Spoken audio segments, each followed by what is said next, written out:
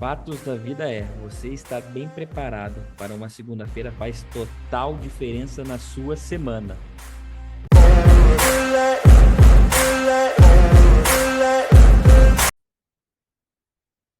Fala galera, beleza? Felipe na área, passando para mais um diário de trade aqui com vocês. Vamos dar uma olhadinha nos movimentos apresentados por índice e por dólar, tá? Desde já trago aí para vocês o gráfico diário dos dois ativos na tela aqui, tá? Para vocês darem uma olhadinha. Para ver, né? Ter uma ideia, não sei se vocês têm o hábito de dar uma olhadinha no gráfico diário, né? Mas para vocês terem uma ideia de como que foi o dia, né? Pela visão do candle diário, né? E aí agora a gente vai se aprofundar um pouquinho mais. Antes de tudo, eu queria chamar a atenção de vocês aqui justamente para este ponto aqui do nosso gráfico diário do índice. A retração de 50% do semanal, né? Inclusive, vamos começar aqui pelo índice, tá? Até o momento que eu estou gravando esse diário de trade, né? A média, a retração de 50 segurando firmemente aí o preço, né? Então, bora para começar pelo índice aqui, né? Bom, gráfico diário na tela, né? Para quem acompanha os estudos de domingo aí sabe, né, da onde que vem essa retração aqui do semanal, tá? Vou até colocar aqui, né? Então tá aqui, né? O que que eu estou mapeando dentro do semanal aqui? Tô pegando este topo, opa, tô pegando esta região de topo com esta região de mínima, tá bom? Acreditando que o preço vai dar uma acelerada na ponta da venda, porém tem todo o contexto de médias móveis e retração de 50% do semanal, tá? Também passado aí nos nossos estudos, disponibilizado para vocês de forma gratuita, ontem, né, no YouTube e no Instagram. E hoje a gente está vendo o índice aí, né, segurando até o momento, né, firmemente aí, né, o preço acima da retração de 50%. Vamos dar uma olhadinha no 60 aqui, né, que é o que começa a ditar um pouco mais a regra do intraday, né? E a gente observa aí que o preço aí, até na sua abertura hoje, tentou trabalhar acima da 20, depois tentou fechar baixo, violou a retração de 50% e jogou para cima, né? E aí, quando a gente vem para um gráfico de 5 minutos, aqui a gente está vendo até um ombro, cabeça, ombro invertido aí, parece, né? Mas a princípio não conseguiu dar continuidade até o movimento. Bom, enfim, gráfico de 5 minutos na tela aqui, o que que a gente vai ter? O mercado abriu praticamente não, o mercado abriu sem gap aí, né? E abriu dentro da nossa zona de exclusão aqui, né? Lembrando que eu também alertei os operadores que estavam aqui comigo na sala hoje, né? Na nossa sala educacional, né? O perigo aqui, que a gente estava se embolando com essa média móvel de 20 aqui, tá? Lembrando que pelo diário e pelo semanal estamos em região de suporte prévio, né? Pelo contexto de médias móveis macro no semanal, né? E também por questão de retração de FIBO, né? De 50% do semanal. Enfim, nós estamos me enrolando aqui hoje para falar, né? Também um pouco mais nela para entrar sozinho na cara. Né? E quando a gente vem, né, para um gráfico de 60, um gráfico de 5 minutos aqui, sai do gráfico de 60, né? A gente vê que o preço abriu sem gap aqui, a gente tem uma média móvel de 200 aqui costurando os preços, que nunca é um bom sinal, né? Então, estipulamos aqui que a gente só iria, né, que nós só iríamos trabalhar na ponta da compra se ele rompesse esse caixotezinho para cima aqui e montasse um pivôzinho acima dessa região. Se a gente fosse olhar pelo um gráfico de 2 minutos aqui, né, por onde eu acompanho as aberturas, até seria interessante, né, pegar um pivôzinho de pré-rompimento da região do caixote aqui, se ele respeitasse essa média móvel de 200 aqui, né, para a gente apostar nessa regressão aqui. Acontece que ele foi lá buscar suas médias móveis de 9, né? Região de média móvel de 50, que também formou um grande pivô.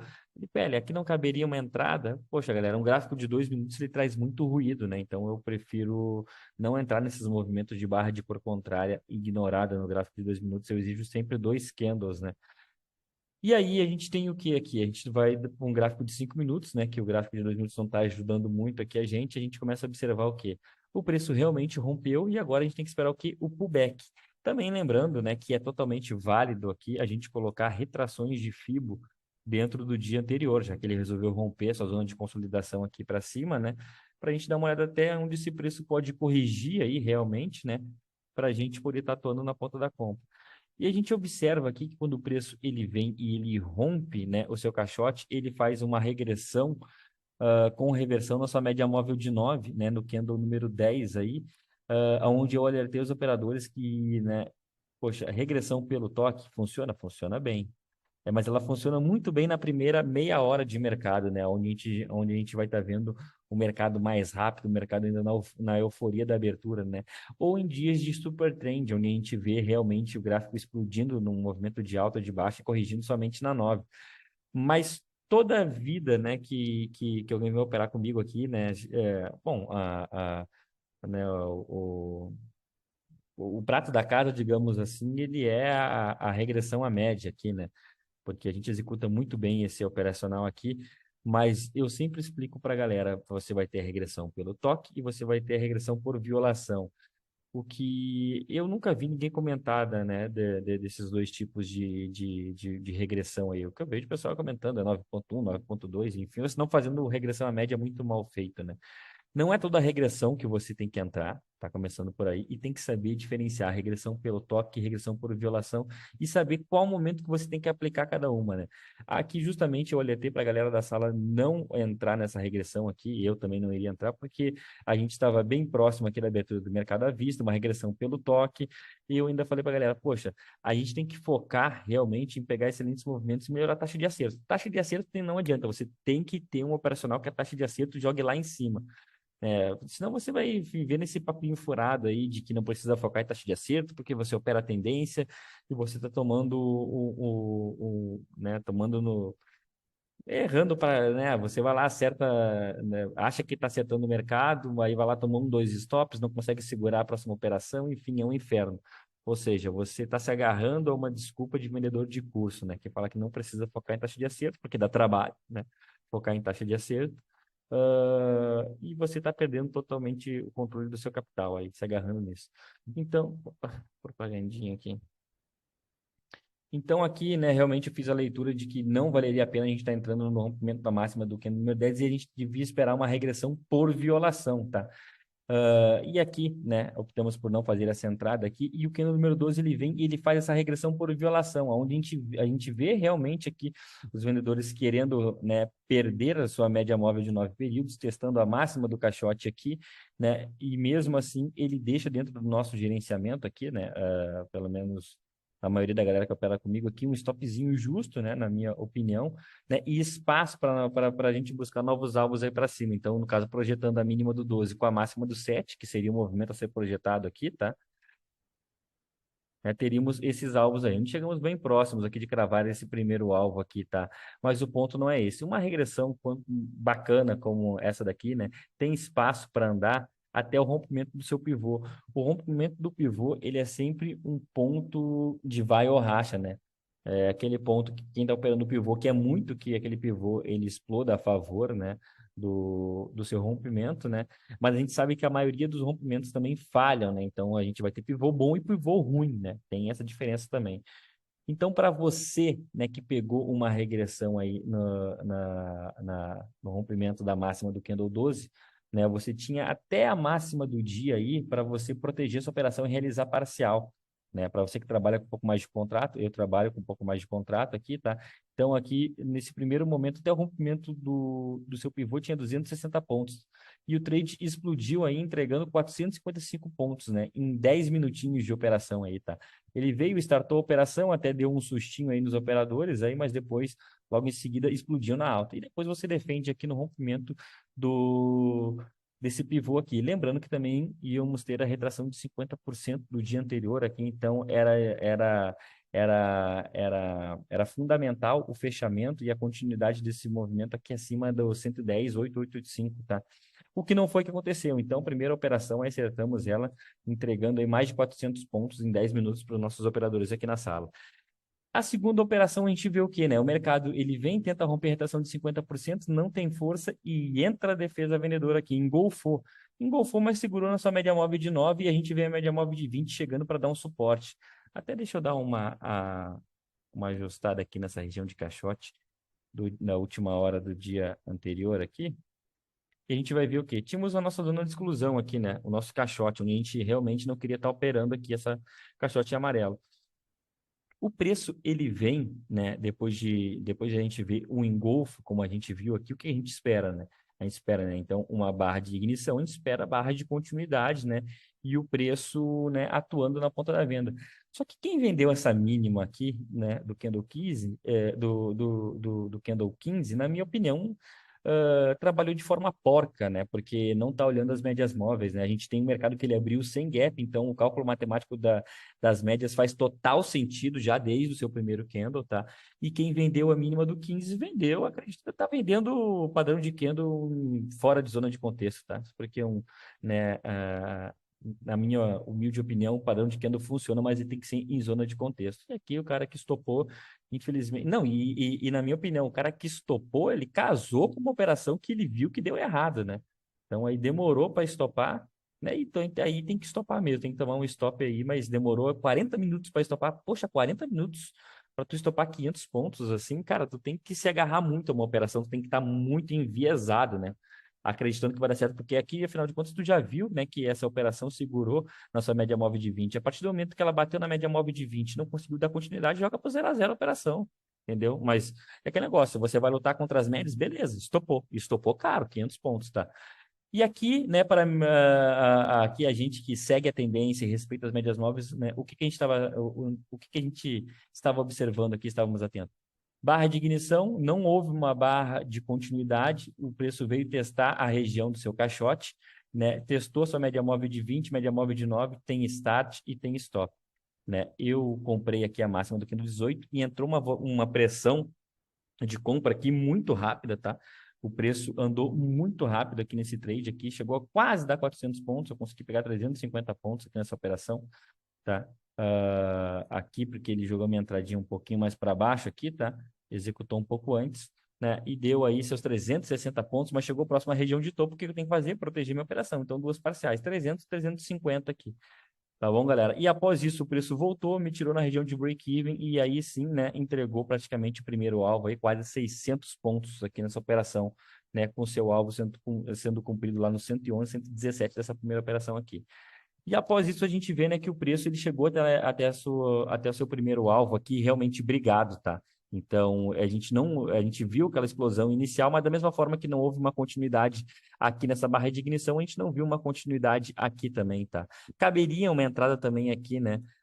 Se o operador não conseguiu pegar aqui na máxima do candle 18 também, poderia pegar na máxima do candle 20, né? Teria surfado uns pontinhos consideráveis aí, né? A gente estaria falando aí de mais 350 pontos, então tá maravilhoso, né? E após isso a gente vê que a média móvel de 9 chega na retração de 50%, aqui poderia sim ser feita uma nova reentrada aqui, né? O mercado estava bem rápido e cheio de oportunidades hoje de manhã, tá? Só que o stop aqui estava, poxa, estava carinho, 300 pontos para arriscar o rompimento de 50% sexta-feira. E a gente viu que essa média móvel não segurou. E a partir do momento que ela não segurou e o preço começa a trabalhar abaixo da sua média móvel de 20, aí sim que é o momento de você começar a pensar na venda e não ser, né, precoce e estar trabalhando contra as médias.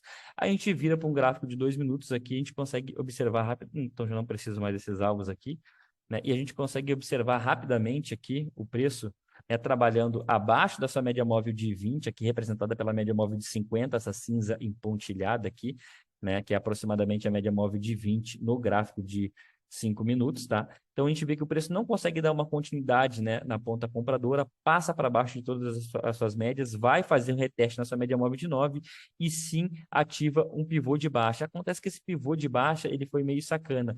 Ele andou aqui uma pontuação, né, de 100 pontos, que é o que basta para mim proteger a operação, veio, tirou no 0 a 0 e depois entregou um novo pivôzinho, aonde mesmo assim deu uma enrolada e depois soltou na ponta da venda. E aí vocês podem se perguntar aqui também, né? Poxa, Felipe, mas essa venda aqui não era em região de trap zone? Sim, por isso mesmo que cabe a proteção precoce do trade. Precoce não, né? Para mim andou 100 pontos, eu vou estar protegendo a operação e não tem para trás no índice não, tá? Mas o fato da vida é, até essa média móvel de 200 períodos tínhamos 300 pontos aí, né? E o preço, ele realmente entregou, né, uma bela operação, né? Só que ele ficou indo, voltando, mas enfim, se o operador conseguiu segurar, né, acreditou, né, nessa operação aqui que trabalhava abaixo da 20, acreditou que ia entrar pressão de venda, ele entregou aí em 20 minutinhos 600, pô, 700 pontos aqui arredondando, tá? que essa era a ideia dessa primeira entrada aí, tá? E a nossa sala aqui hoje, ela só foi até meio-dia, tá?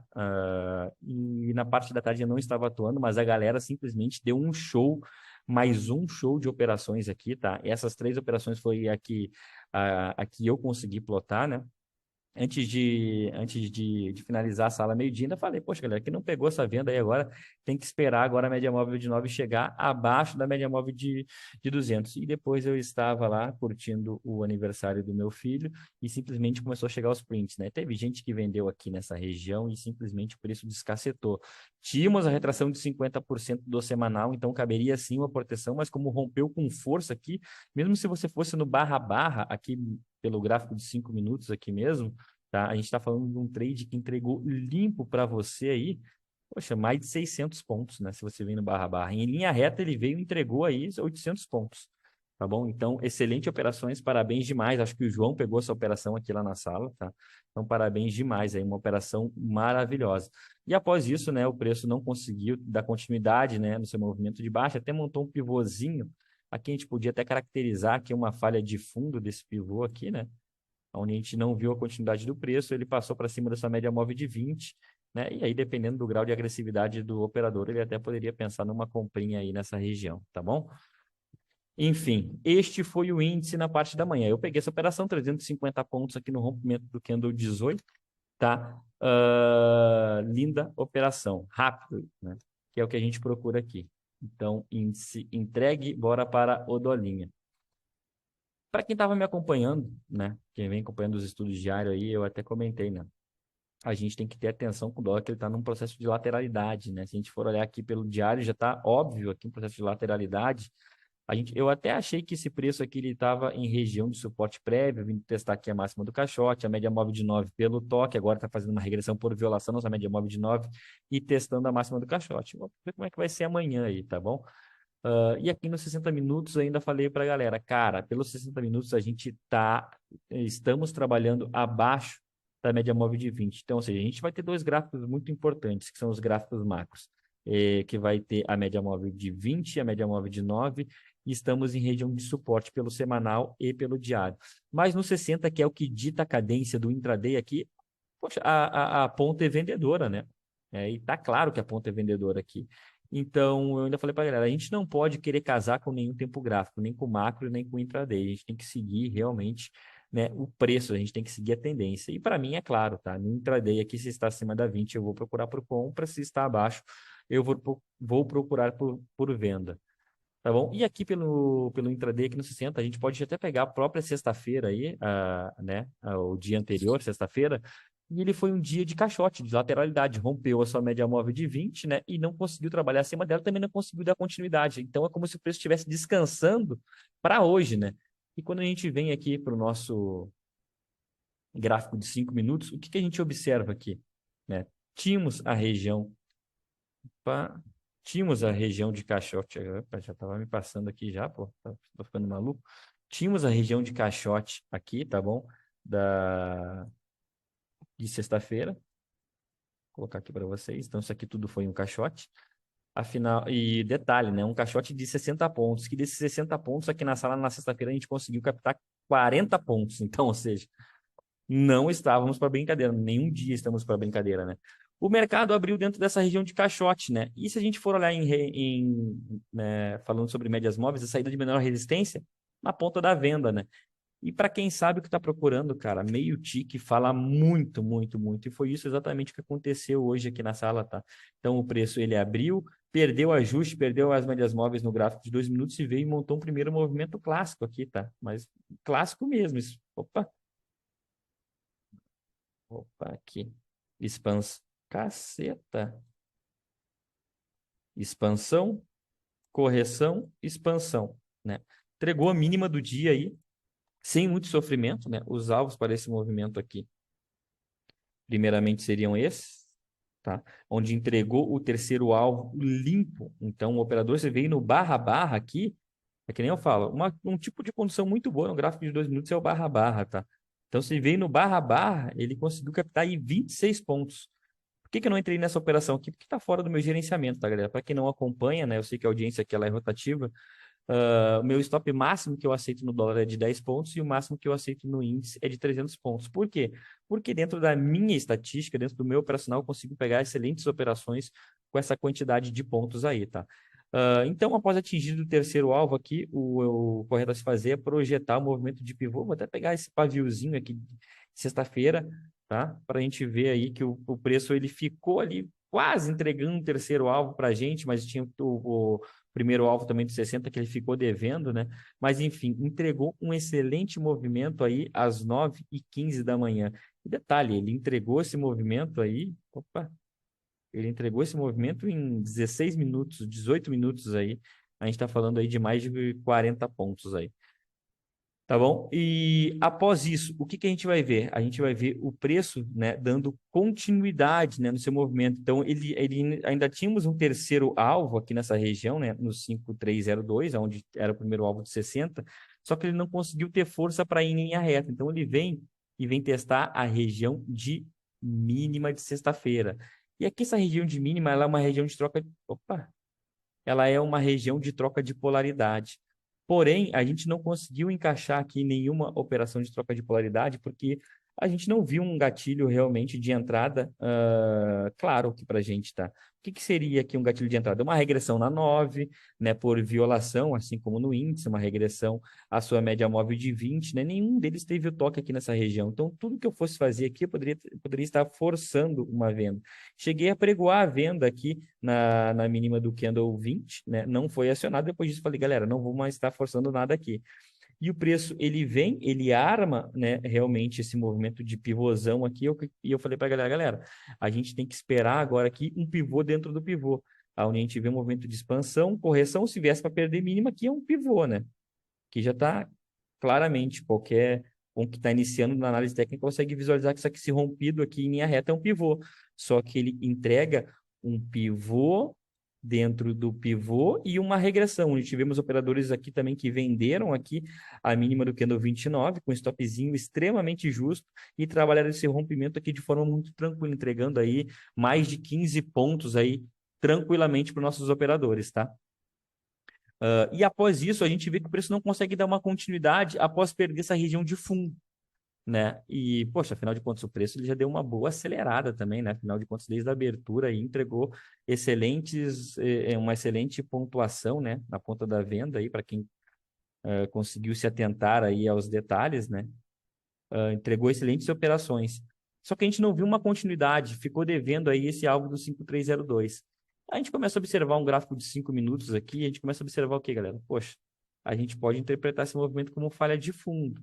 Então, até comecei a pensar que ele estava construindo aqui um movimento de bandeira aqui, só que para mim a bandeira ela tem um ponto de corte, que é quando ela passa para cima da sua média móvel de 20. Passou para cima da média móvel de 20 e não voltou abaixo, cara, não é mais bandeira. Esse movimento tá armando uma volta em V. E aqui também existe. Cara, eu acho impressionante, né? Que todo mundo aí é fabuloso. Todo dia tem um fabuloso 4, todo dia tem uma volta em V. Eu acho impressionante, né? Não é todo dia, né, que esses setups, né? Isso sim são setups, né?